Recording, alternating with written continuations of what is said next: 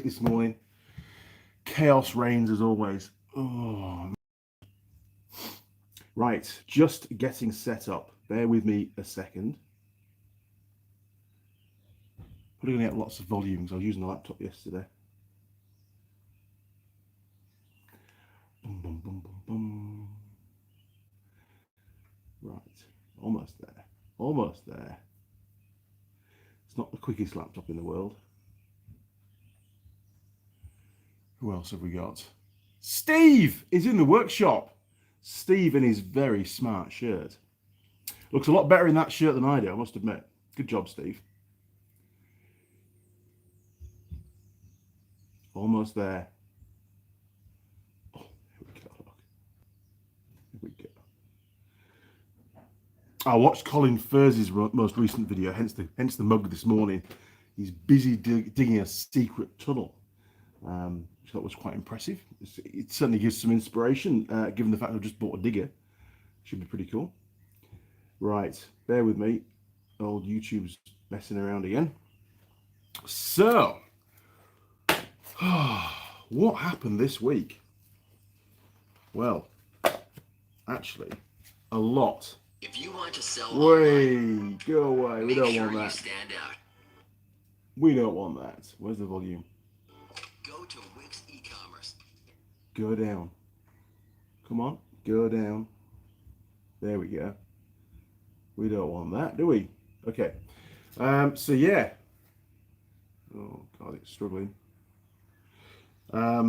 What's been going on? Well, Monday. Oh, that's right. Monday, I had to go all the way over to Napier. And a bit of a story actually on that one, which I think you'll enjoy. We've been talking about that road to Napier, between Taupo and Napier, quite a few times, so I'm still wet from the shower. And how bad the road surface is getting. Well, proof's in the pudding, isn't it? So there I am driving the truck down this, it's probably, I don't know, 120, 130 Ks, something like that anyway, between Taupo and Napier.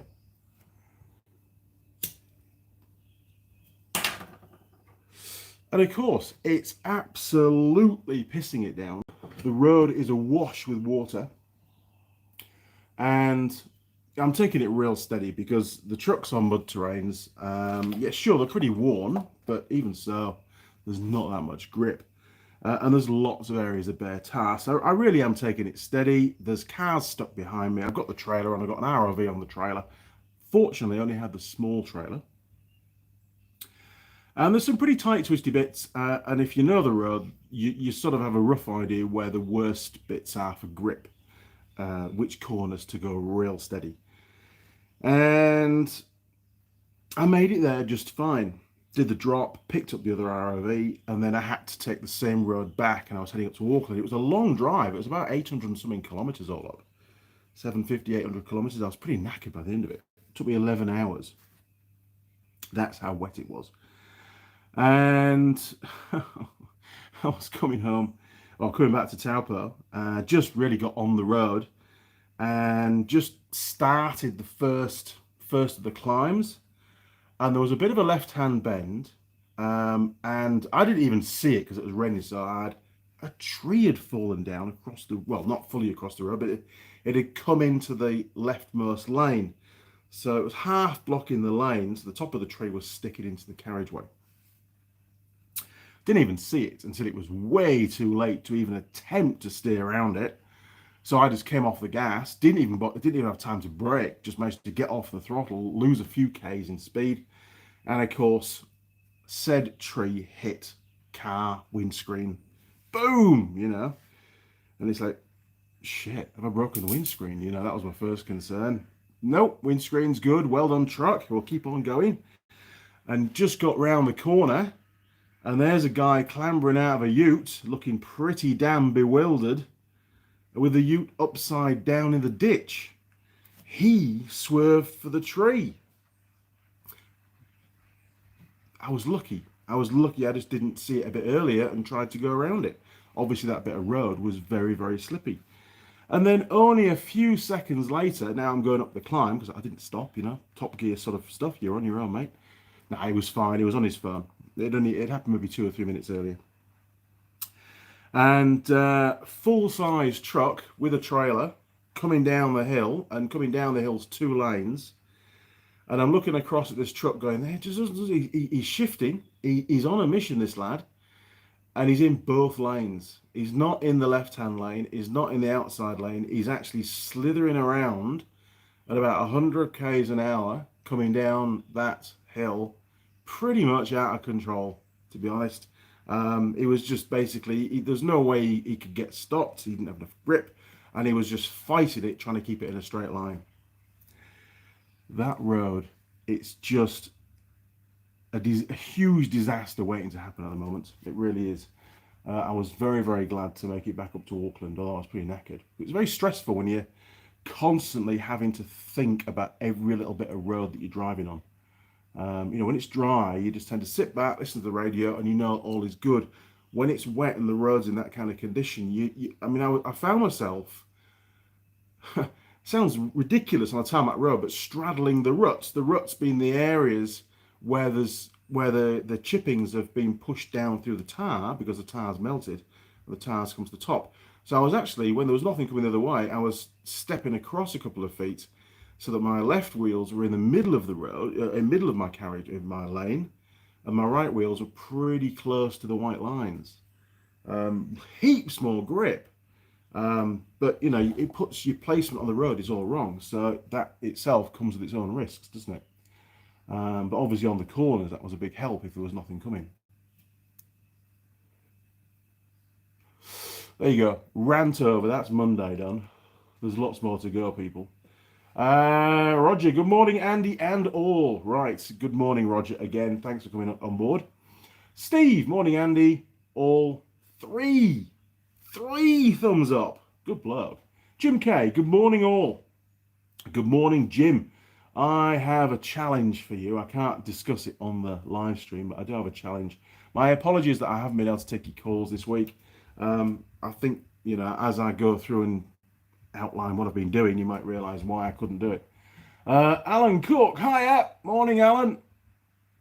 Vijayant Governor. Hello, Andy from South Africa. Vijayant, haven't forgotten. Just haven't had time. How are you doing? I'm doing all right. I'm actually a bit knackered, to be honest, if I'm being honest. Steve, your awesome styling makes me look good. Should have been a designer, eh? Killswitch, BB. Hi, Andy and crew. Nice to see we're all survived another week. Only just. There were a few times where the truck was sliding around, and it wasn't good. I wasn't impressed, and it wasn't deliberate. Connor K is in the workshop. Good morning, Connor. Good day, Andy and crew, he says. Simon is also in the workshop today. We've got all the stars today, haven't we? Had that job this week next to your favourite bakers. Oh, yes. Oh, but it's closed, being late on the day. Oh, mate. That's bad news. You're just going to have to go back in the morning. Jim Haynes is also in the workshop. Good morning, Jim Haynes. Pucker factor is high. It seriously was. It really was. Steve, lucky escape there, mate. Squeaky. Yes, it was. If I'd been, I don't know what happened to that truck, and it's bizarre. Trucks, obviously, maybe because of the weight, the number of tires they've got, whatever, they just seem to have a load more grip than cars do. Cars seem to let go on slippy surfaces far quicker than trucks, but once a truck lets go, and I remember this from the old Unimog we had, it was, if you were towing stuff as well, it was real hard to get back. You had a lot of weight, a lot of momentum pushing you in the wrong direction.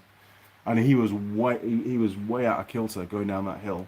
He was all over the place. And in all honesty, he was almost in a direct line for the ute that was in the ditch. If I'd been, I don't know, 20, 30 seconds, a minute, 2 minutes later, it could have been me coming around the corner, and he potentially could have hit me head on. I don't know whether that truck made it around that corner or not. It just didn't look good. If he did, he's a bloody good driver. Well, he's not, because he shouldn't be going as fast as he was. He should have been going slower. And a lot of the other truck drivers were taking it easy. They knew how bad that road was. Jim K, it's all good, Andy.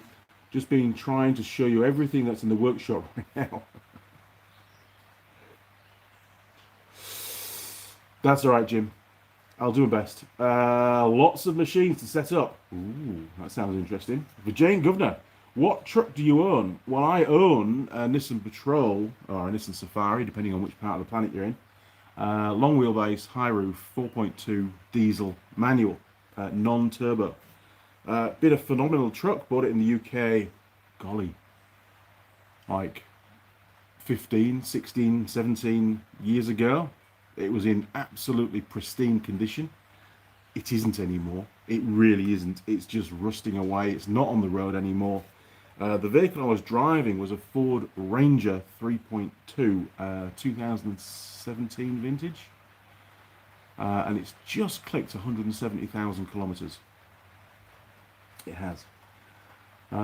It's actually not a bad truck. It's an auto, 6-speed auto. It's done everything I've asked of it. It's been a great truck. It sort of knows its way home most nights, which is nice. Biggest problem with it, I would say, is the lag, especially when you've got a trailer on. The lag of getting going out of a junction. It's especially with the Auckland traffic. You can't just sneak in anymore. You've really got to wait for quite a big gap, especially if you're crossing both lanes of traffic, turning right. And if it's wet, well, just spins up the back end, and then the traction control cuts in and it goes, nah, we're going really slowly, which is not fun when there's a big truck coming towards you. Alan, did Holly like her drone? Holly hasn't got it yet. Holly will get that presented to her when she comes down to the workshop. Like I said before, Holly has just changed jobs. She's getting the hang of a new role. She's thoroughly enjoying it. Great team that she's with. But I'm just giving her a little bit of breathing space to focus, because she's got to set a really good impression. She's got to focus on her new job, prove to the team she knows what she's doing, and she's not got other things on her mind all the time. So I've just backed off. There's no rush. We've got till December to get that bike done. And, a few weeks' time, and I did discuss it with her, she'll definitely be down to finish that bike off with me, which will be great fun. So at that point, Alan, I will most definitely present her with that drone frame. So I've caught up, I think, with the comments, which is rare for me. Bit of coffee before it gets cold, because it will.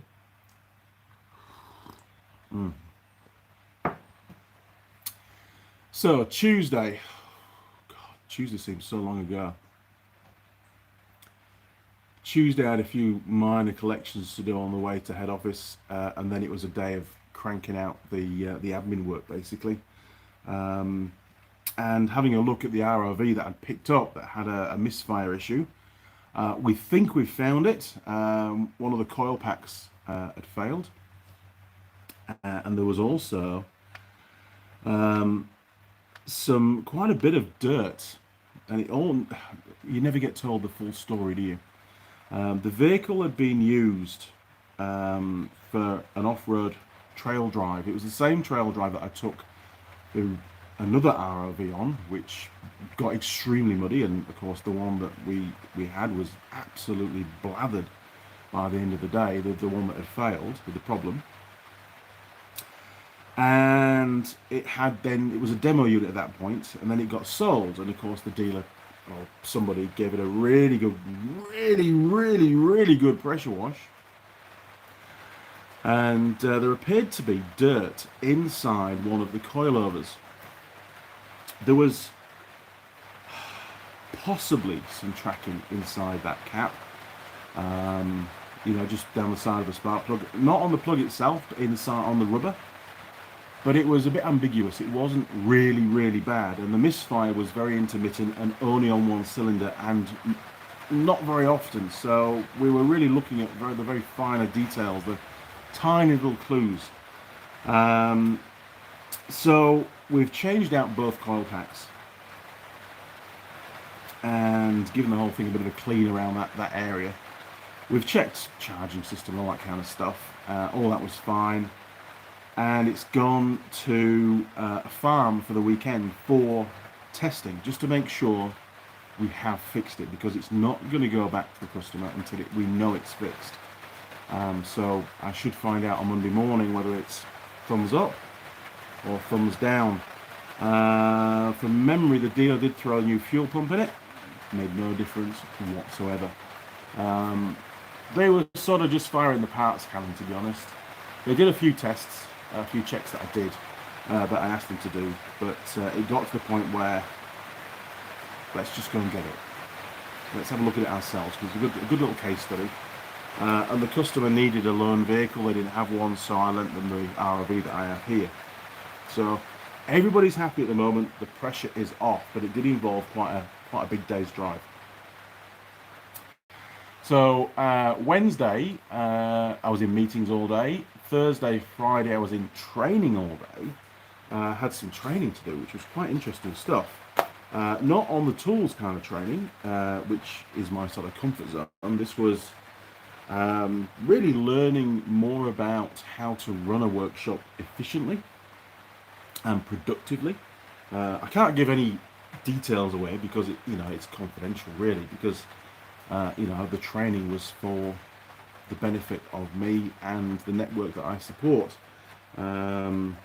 Maybe one day I can run through it all with you. It's very, very interesting stuff. Quite a different take onto the traditional sort of way to run a workshop, in my opinion.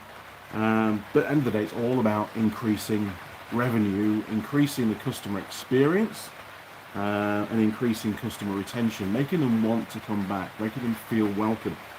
And it was 2 full days of training, and very, very insightful indeed, actually. Very insightful. And then we got finished about 4 o'clock, I think.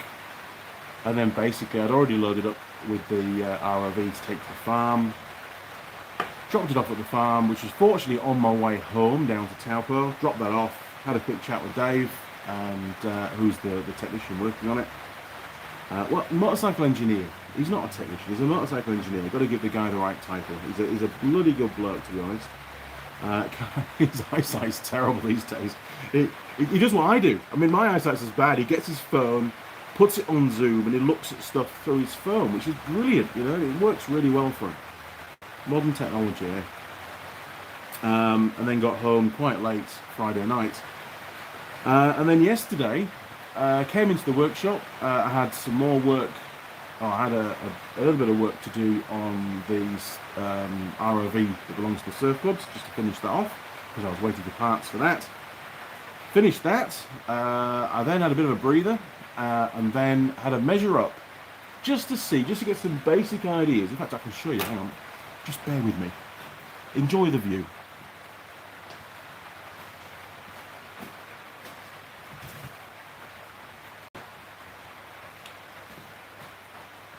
Now, be very careful where I take you around the workshop, because we do have that ATV in the workshop again now. But this is what I was working on yesterday. Now, I know it's not a particularly good drawing, but it's good enough for what I want for now.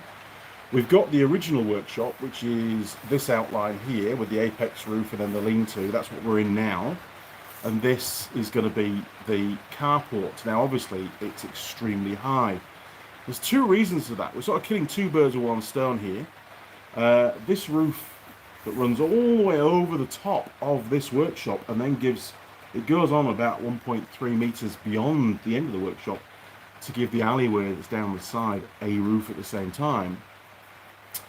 But it also provides sufficient height to have a hoist, an ROV, a 2-poster hoist, in here once it's all finished, and sufficient roof heights for it to go all the way to the top for when I'm working on them in there. It also gives us a massive void just at this point here, so that might be used for some kind of storage. I just don't know. Obviously, the roof of the original workshop here will almost pretty much be redundant at the end of it. And yes, I suppose you could say, well, Andy, you could pull that roof out and you could just basically extend the workshop. But the reason why I want that void is to cut down on the rain noise and to insulate the workshop from the sunshine. So everything's sort of lined up. The angles are all good. It's going to give me the height that I need in the lean-to. So I've just got to really price it up. You know, start my action plan. What bit to do first, when to do it. Mrs. Mechanic does want her deck doing first, so that's going to have to be done first, to be honest. I have bought, like I said before, I have bought a little tractor digger thing with a backhoe on it and a front loader. I think that's going to help a lot with that construction project, because there's a big area outside for this new carport to concrete as well. So all that I'll be digging out. I'll need to put some hard, some rubble in there or whatever, and compact all that down before we concrete it. So huge project again. All that will be done out of timber, not steel, just because the timber in New Zealand's really good. It's, you can get the timber that's designed to go in the ground, and it's really well. It's got good preservatives in it. As long as it's nice and straight, that's the trick. We've got to buy some straight timber, not warped timber.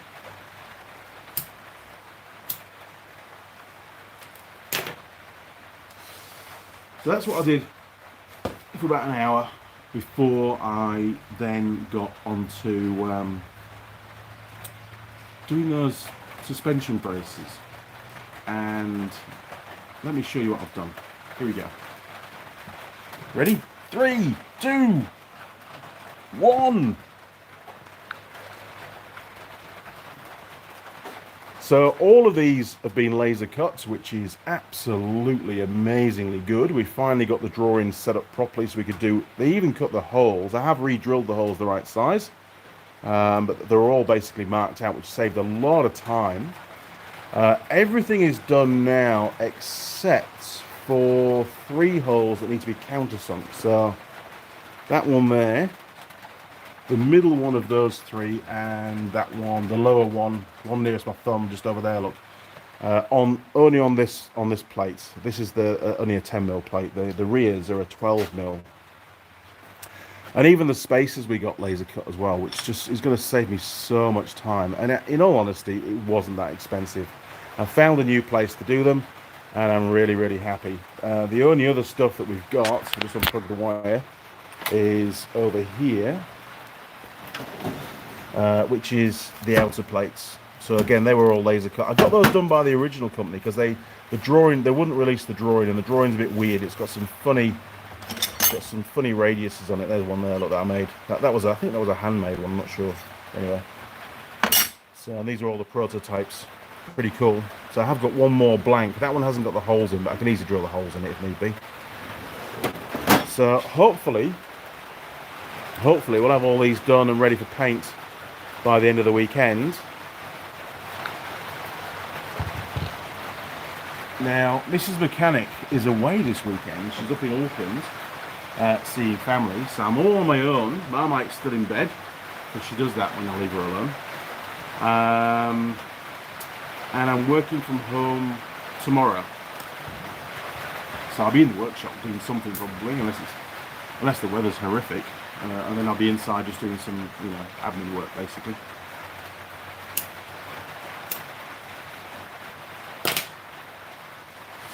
So that took me till about 6 o'clock yesterday, I think.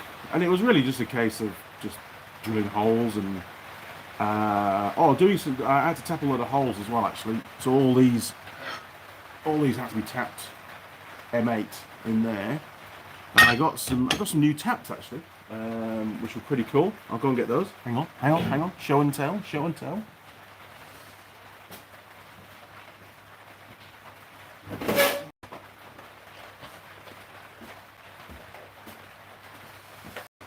So Jared sorted me these out because I just didn't have time to charge around getting stuff, so he sorted it all out for us and just flicked me an invoice. So we went for these Alpha taps. So these are made in Australia, and actually a very good point. I have 2 Makita drills. One is the older, both rechargeable handheld drills. One is the older one, which is a brush type, which I've had for years, and one is a brushless. Now, I actually prefer the older one because it's a bit lighter and it's not as bulky, you know, it's just easier to use, less fatigue. And I did machine tap them all. I actually put the tap in the chuck, and you know, to do them all by hand is just takes way too long. Plus, I think you can be a bit more accurate when you put it in the drill, you know, because you just to get it perpendicular to the surface that you're working on. And the old one, it just didn't have the torque. It just kept stopping. I had to back it up, start to go again. And the first couple, I was like, ah, this isn't any good. Let's try the other drill. Use the brushless one, and man, what a difference! It was just instant, straight through, no problems at all. And there was 60 to tap, and I probably had them all done in about half an hour. Really, really quick. So that put me ahead of schedule. I was very pleased with that. And then last night, I just drank a bottle of wine, basically, and went to sleep. I was just absolutely exhausted, which is probably why I was a bit late getting up this morning, to be honest. Now, let me catch up with the comments.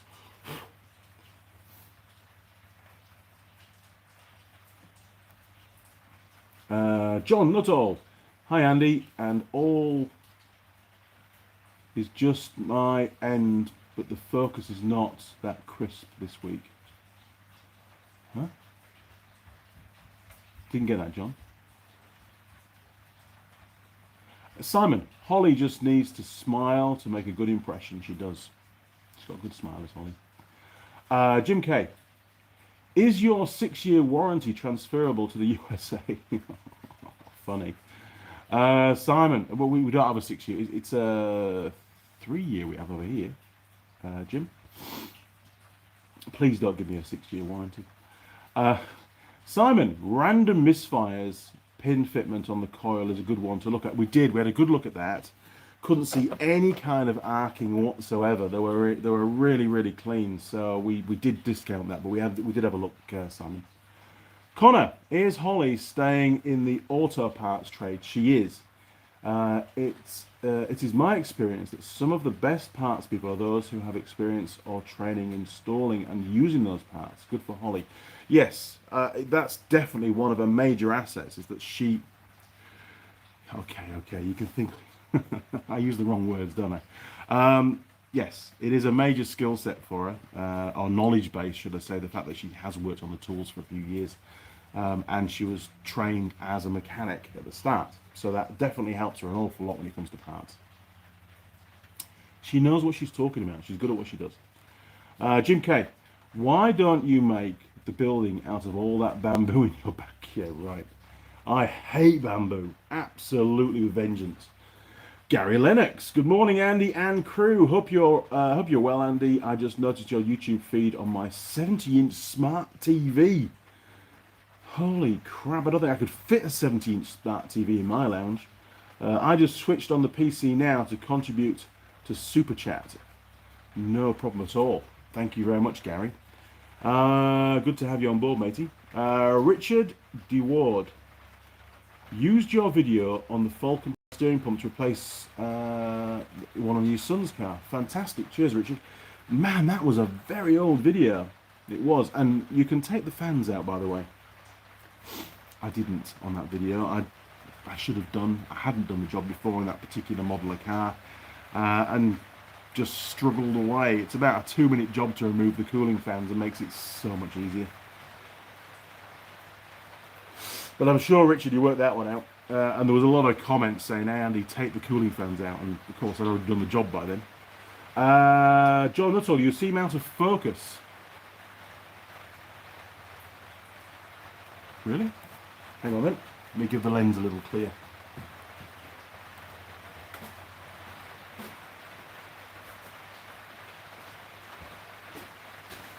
Or do you mean I'm not thinking straight? Right, bear with me. Something strange might happen. Hang on. How's that? Is that any better? I don't know. I didn't clean that. Normally I clean the lens in the morning, but I was running behind. John Nuttall. Oh, but now it's back in focus. Oh, okay. Right. Well, stupid phone. Richard DeWard. I did. Big difference. Yes. Steve just got a 65 something for the studio, and the new tile floor goes in on Tuesday. 65 what? Star? Oh, TV. Sorry. He's got a 65-inch TV for the studio, and the new tiled floor goes in on Tuesday. Nearly at the end of the refurb. It's a massive job, isn't it, Steve? It really is. One day I might put a flat screen in the workshop, because it'd be good for like service manuals and stuff, just rather than using the laptop. But we'll see. We'll see. Who knows? William Brody. Hi, Andy from Outing, Minnesota, USA. Well, good morning, William. Good to have you on board. Simon, what pie today? Good segue. There isn't one. There isn't one. I haven't had time to go out and get one. I didn't think fine of ahead on Friday. I was running late. I was tired. So I thought we'd have a live stream without a pie, just to make it a bit different, you know. So next weekend, or next Sunday, we'll definitely do a pie again. But there is no pie. Let you all down. No, we're having a break. George Bonnie 90. Hello, everybody. Well, good morning, George. Good to have you on board, sir. Gary Lennox. Although I watch 90% of YouTube and 10% of TV on mine, TV is rubbish here. It's not particularly good here, to be honest, either. I do like YouTube because there's so many channels, basically. You'll always find something that you like to watch, and you can really get into it. And if it's a channel that's been going for quite some time, there's usually quite a big inventory of videos to catch up on, and you can get really, really into, you know, a series, so to speak. Steve, awesome for wiring diagrams. Yes, wiggly lines. And if I open a blank notepad file, it's a huge whiteboard. Wow, that would be cool. I could move away from cardboard. John Nuttall, simply is just like your Andy the roof leaks, lol. Yes, it does, actually. It does leak. There's quite often little puddles around the workshop at the moment, but the new carport stroke enormous roof will solve all of those problems in one go. Vijay Governor, what are you having breakfast today? I haven't even had time. All I've got, Vijay, is a coffee. That's it. And there's no Mrs. Mechanic to bring me anything either. And Marmite will still be in bed. She'll stay in bed until I finish the live stream, I'm sure. So, let's have a quick look at those taps. I think these are pretty cool. It says on here, where did it say it? Hang on. It says hand tap set. Well, that got me thinking yesterday, because I really tend to use most of my taps now. If I'm doing more than a few tappy tap hole things, then I tend to stick them in the drill. So maybe, just maybe, there's something called a machine tap out there, which I'm sure Simon will very quickly put me correct. But you know, maybe it's more suited to use in a drill chuck.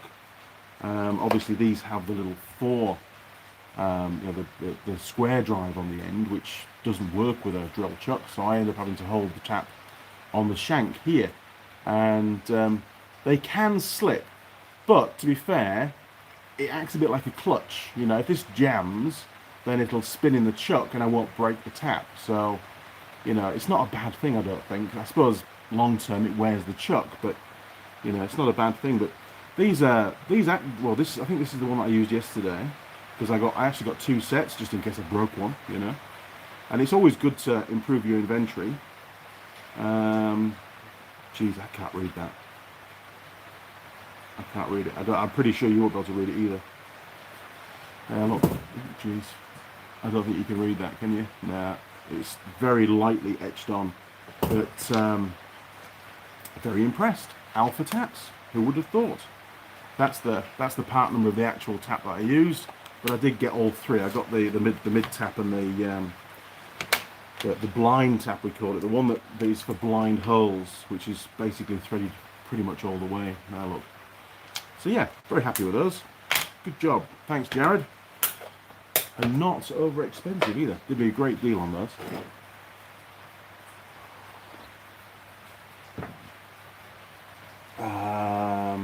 Simon. Oh my God. Look up photo Nikon induction. on YouTube. Very smart man, a bit nuts. I don't think I... Jeez. Copy. I'm not going to try and spell that. Bear with me. Bear with me. We're going to go and have a look. Paste. I'm a bit slow this morning. Oh, there he is. Wow.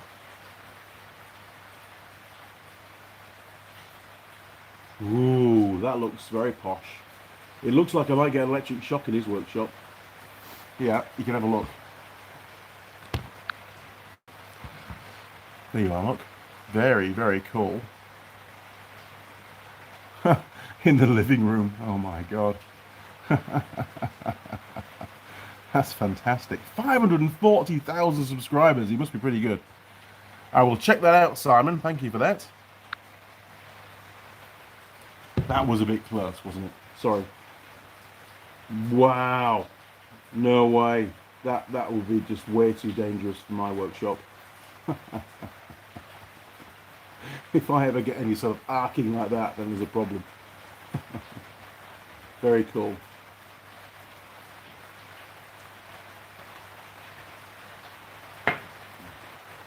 The Giant, I'll send you some bacon and eggs. That would be nice. Andy, you can never have too many tools. Well, you've got to bear in mind that for every tool or whatever tools you have, you also do need storage for those tools. And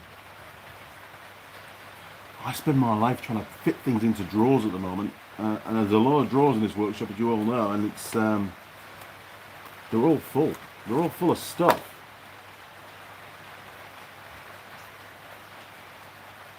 Simon sent you a photo. Photo. Now, my little fur, my S6, is absolutely knackered now. It has about, oh, I don't know. It doesn't have a lot of time on the battery, well, capacitor, whatever it is in there. I'm going to have to start using the S9, but I've just got to find all my passwords to switch everything across. Hasn't come through yet. Was it an email, Simon? Might have been an email. Let's just check my emails. It's pouring down with rain outside again. Come on, refresh. No, must have been Messenger. It hasn't come through yet, Sam. I'm going to plug my phone in. Hang on. Because it won't last. I know it won't last. Ah, that could be it. Bear with us. Bear with me. I'm going to be a side shot photo now. Right. Simon sent a photo. Oh, look at that. Yes, I have seen those. I was just very dubious about the drill stroke tap thingy. Sorry, that was terrible, wasn't it? There you go, look. Can you see that okay? Maybe it's too close. Is it going to focus? Yes, they are, look. If I get my face in there as well. Yeah, I have seen them. They look very cool. I should try them. I should do. Thanks, Simon, for that. I've seen the adverts on Facebook, you know, the guy drilling at high speed through bits of box section and flat plate and putting taps in and everything as well. It just, I don't know, I think the way it was presented, it just didn't, there wasn't a lot of care being taken in the use of them. He was rushing his way through trying to show how fast they were. And, you know, for me, it's not about speed all the time, really. You know, you've still got to do a really accurate job and do a good job. So it sort of put me off a little bit. Now, I did start watching last night the new Clarkson series on Amazon Prime. Not a sponsor, by the way. I had to pay, well, I got the 30-day free subscription again for some reason, which is good. Clarkson's Farm. Hilarious. If you've not seen it, definitely worth a look. Standard Clarkson banter as always, and just in a farming environment, and he does lots of daft stuff with farm machinery, which is pretty cool. Roger Heaps, use Samsung Smart Switch, makes changing phones much easier. That's what it's called, Samsung Smart. I will. I knew there was something I could use. I've forgotten what it was called. Samsung Smart Switch.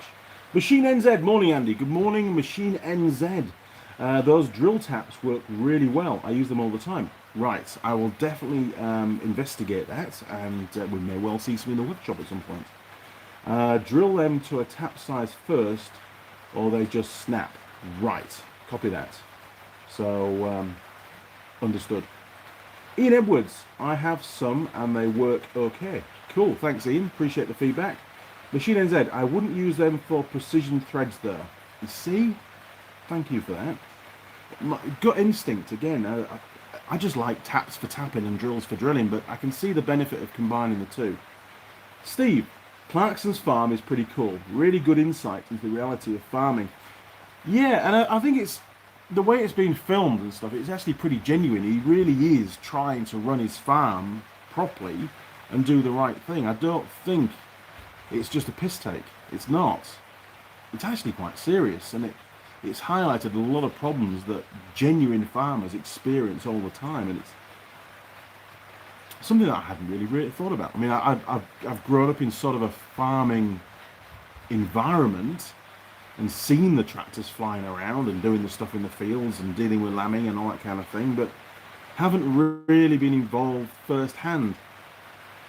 So I enjoyed it. I think I watched 5 episodes last night before I decided to give up.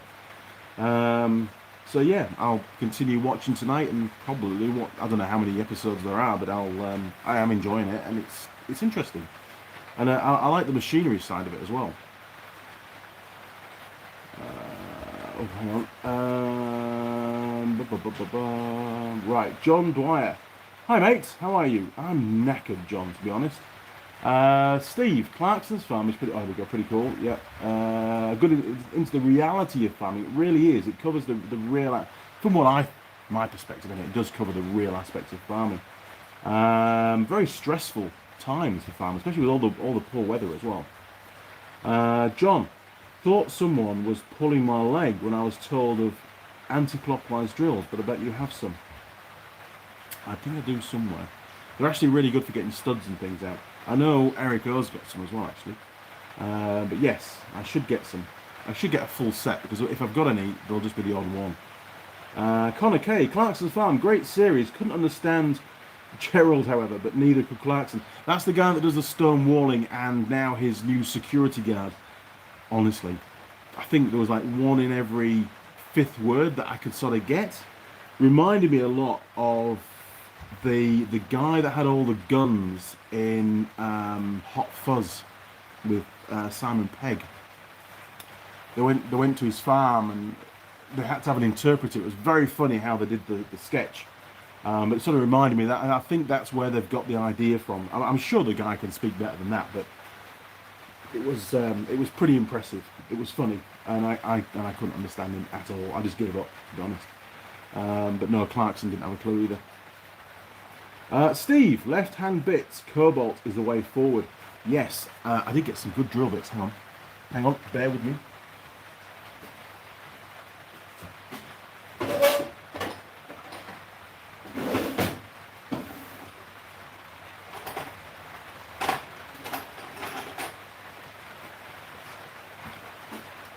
So, as part of the supplies kit that Jared put me together for this particular job, because I like to tool up with a few new bits and pieces, because there's a good profit in making these, and it's a good time to make sure you've got all the gear, and then I can live off this stuff for a while. So I got there we go. Look, I've got some of those 6.8s, which is what you need for when you tap in M8. Hey, come back. And where's the one that I used? Hang on, bear with me. There we are. Look. So I drilled, I think they were all about 6mm from the laser when they were laser cut out, and I drilled out to 6.8 60 holes. We have a new drip. I'm just going to move the laptop. Shit. Sorry, laptop. You're going to get rained on. And I'm not kidding, right? This drill bit has done 60 holes. This one is a brand new one. This one is the one that I used. And I know it's going to be really hard to see because of the focus and stuff, but there is no difference. I can't see anywhere whatsoever on that drill bit after using it. It was just unbelievable. Very, very impressive. Very impressive indeed, actually. So I'm already sold on those, but we got probably a bit of overkill. We got 10 of those. I will have those for life now, I'm sure, especially at the rate that they're wearing out, which they're not. Simon, not snapping the stud in the first place is best. I agree completely, but it's a good penny sorting someone's stud mess out. Yes, it is. Quite. I mean, we often get exhaust studs fail and snap off. The problem being normally down to corrosion, to be honest. Steve, think you have to run cobalt at slower speeds though? Yeah, I tend to run my drill pretty slow anyway, to be honest. I'm just watching all the drips coming in. It's alright, it's just dripping off one of the multi-boards at the moment. So if all the lights go out, you know what's happened. Honestly, I need to sort this bloody roof out. It's terrible.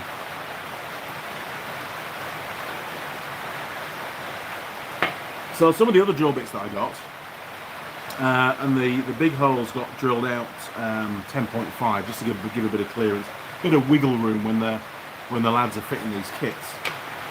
So I got 5. Oh, hang on. I got 5 10.5s because I use that size quite a bit.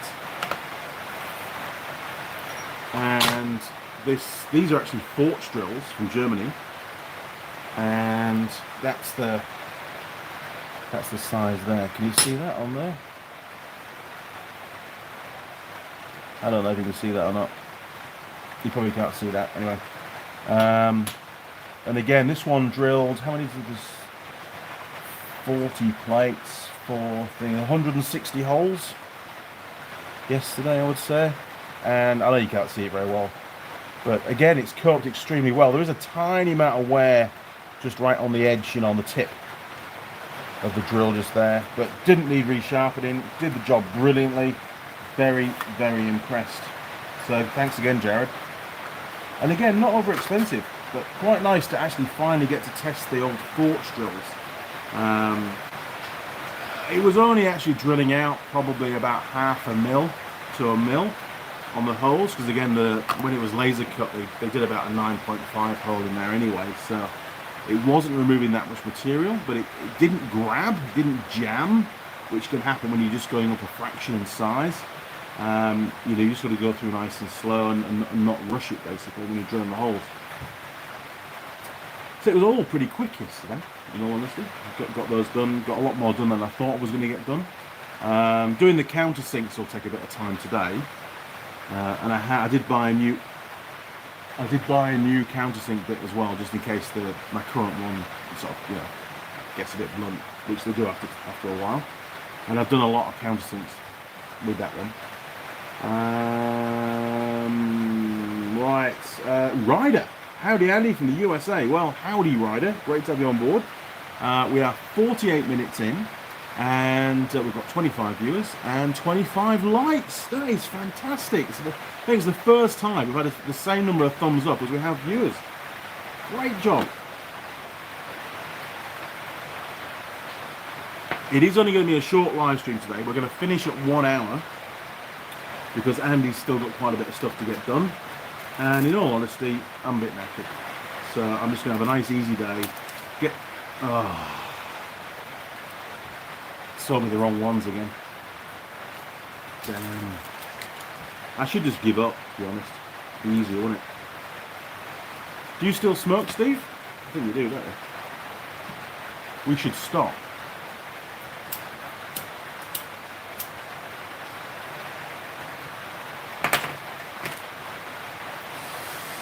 So you've got 11 minutes. I think I've pretty much covered everything I had to cover today. I wasn't really very well organised. My apologies. No pie today. Haven't done the bit of cardboard to do the pie because there isn't a pie. I was up pretty much late getting the live stream going. It's been a pretty heavy week, to be honest. But next week, while you're filling the comments out, next week I have to fly down to the South Island. I won't give too many specifics, I've got a diagnostic to do down there, which they're struggling with, and which is to do with a new key fob on a scooter. There's a lot of scooters coming out now that are keyless and they just have a little key fob, and unfortunately, we seem to be no end of problems with them. I heard, well, I did a bit of research actually the other day, and some key fobs, if they get too close, and Steve, you might be able to help with this.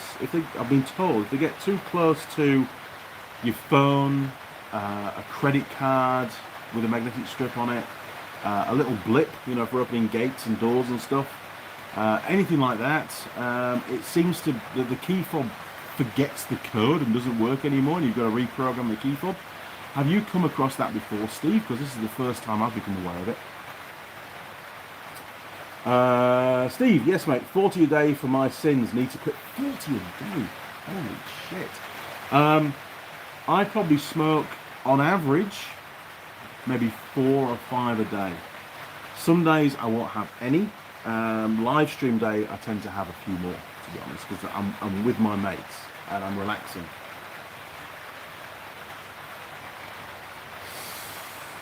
But I can definitely feel it in my lungs. I definitely have less lung capacity than what I used to have when I was running. Whether that's to do with the cigarettes, it probably is, or to do with the fact that I'm not running anymore, which is a really bad thing, but I just don't feel like running anymore because it knackered my right knee up and my left hip, and that was very painful for a very long time, and I don't want to risk doing that again. G Makin 78, greetings from the UK, buddy. G Makin, welcome to the workshop, matey. Great to have you on board, it really is.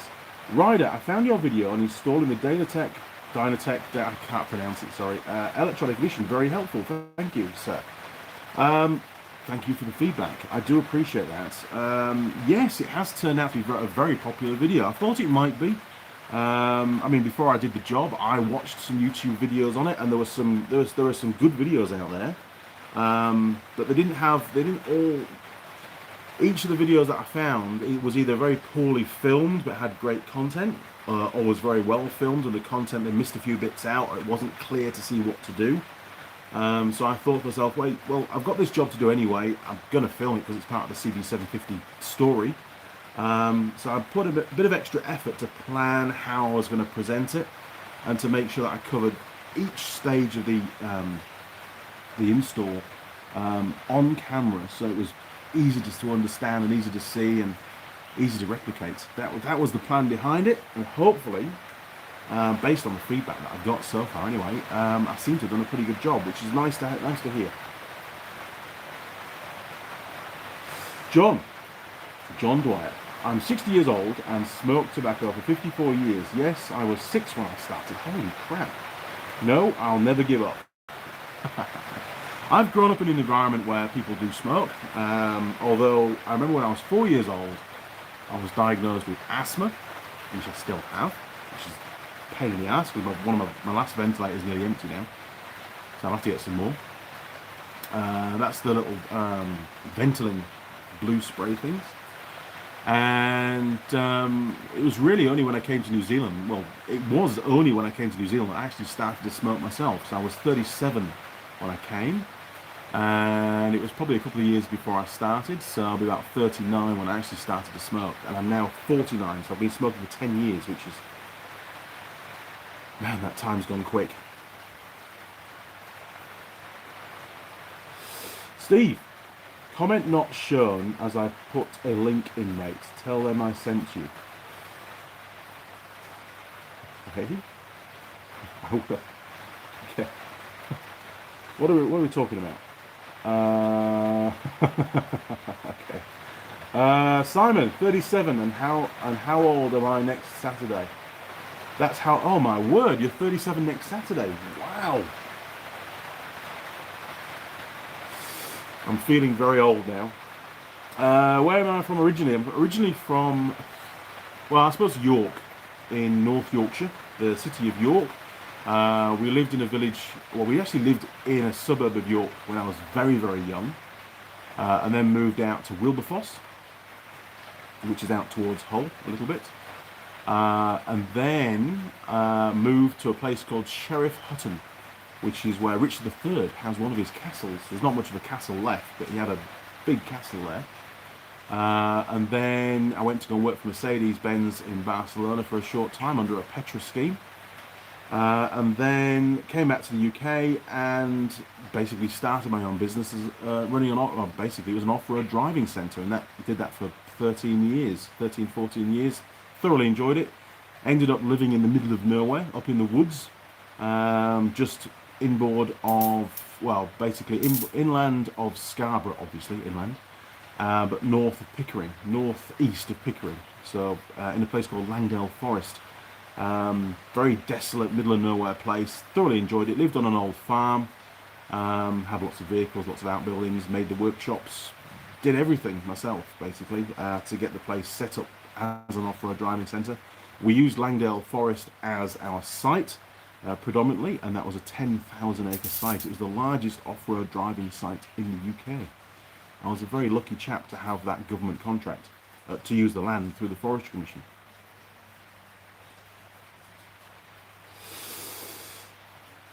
Yes, happy birthday, Simon, for Saturday. 37. You've got a long way to go, mate. Good job. Enjoy it while you can. So John Dwyer. Hang on. I'm jumping around. Chems Potions. Hello from California. Good morning, Chems.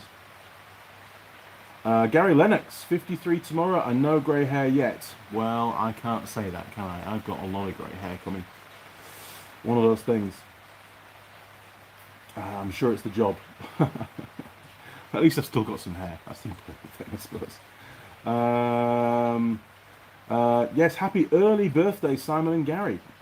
Simply Neighbour Steve. For the keys, the YouTube won't show a comment if there's a hyperlink on it. Send me an email. Advanced keys or the diagnostic box are the links on my community portal homepage. I'll check it out. I'm sure bike ones work in a very similar way to car ones. Gary Lennox, cheers, Chems.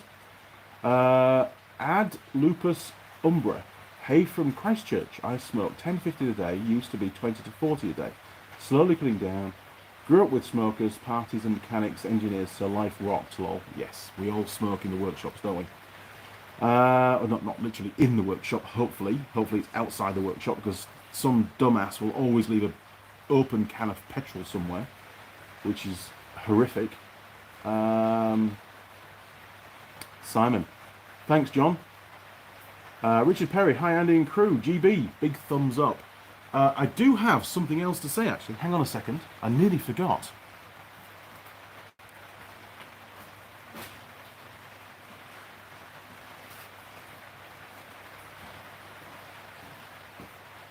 Mrs. Mechanic gave me a newspaper cutting a couple of weeks ago, and I keep forgetting to include it in the live stream, and I do intend to, I keep forgetting. So, a new land speed record. Look at that. By a Kiwi. So, I'll just read the basics.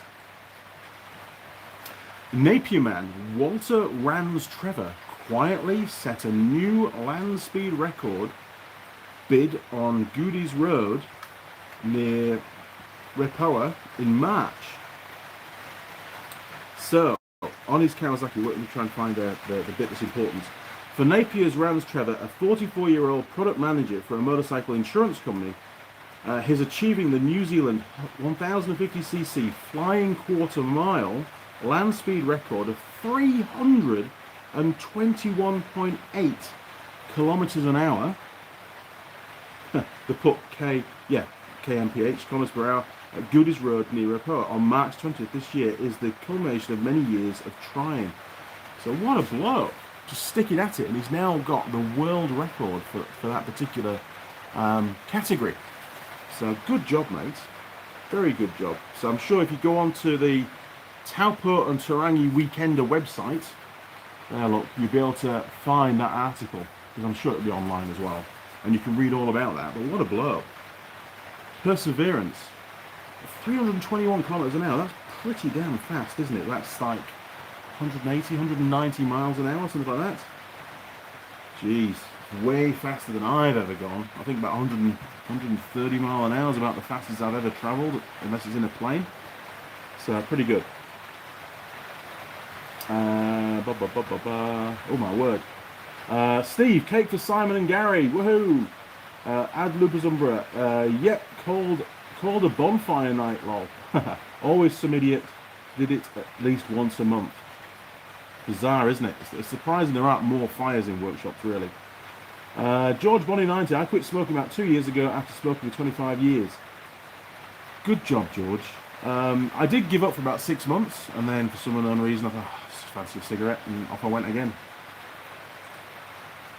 John Nuttall. Simon knows too much to be that young. I agree. Simon, maybe worth you getting Mrs. Mechanic one of those CNC craft cutters. She has one.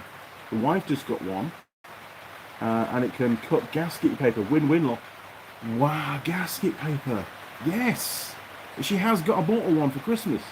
She's got one of those. I don't know what model it is, but she's got one, and it's brilliant. She loves it. She makes all sorts of cards and stuff out of it now. Cheems Potions. Skip breakfast enough times, and you'll get top speed record. John Dwyer. No, that's fun. Setting petrol on fire, lol. It isn't. It isn't. There was a little story. There was a BP petrol station near Napier, and again, it's on Google. A guy at the petrol station filled up a bucket with some petrol. I don't know how he got away with it. Obviously, they weren't watching the forecourt at the time. And then paid for the fuel, and then flagged a lift in a car. Car pulled into the petrol station. He got a lift with them. Got in the car, and as he got in the car, the petrol basically caught fire. There was himself and 2 people in the car, and fortunately, all 3 of them got out without any serious injuries. But it burnt the petrol station to the ground. Absolutely nothing left of the pumps, nothing left of the canopy, the whole lot gone. It was an inferno. They were extremely lucky to get out of there without any problems. But it just goes to show that some people, they shouldn't be on the planet, should they? They are just dumb. Really, really dumb. You know? Anyway. Okay, crew, we have run over time. I'm going to call it quits now. Thank you very much for joining me. Thanks for your comments. I'm sorry it's a short live stream today. I'm not feeling 100% to be honest. But I'll be back again next Sunday, 8:30 a.m. and we'll do a pie. We will. Okay, crew. Right. Until next time, take care. Have a good week. And, well, who knows? I might even do a live stream for down in the South Island while I'm away. All right, chaps. Cheers for now. Over and out.